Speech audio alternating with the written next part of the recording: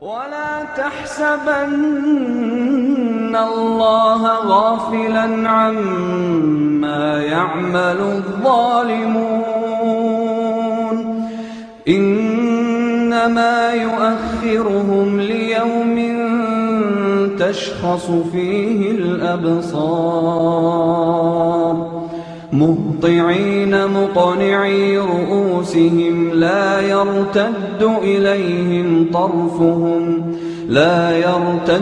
إليهم طرفهم وأفئدتهم هواء. وأنذر الناس يوم يأتيهم العذاب فيقول الذين ظلموا ربنا أخرنا إلى أجل قريب نجب دعوتك ونتبع الرسل، أولم تكونوا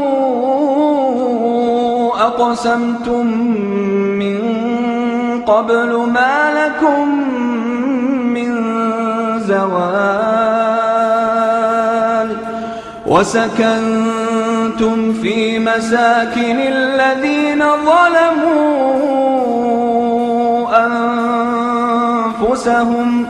وتبين لكم كيف فعلنا بهم وضربنا لكم الأمثال، وقد مكروا مكرهم وعند الله مكرهم، وإن كان مكرهم لتزول منه الجبال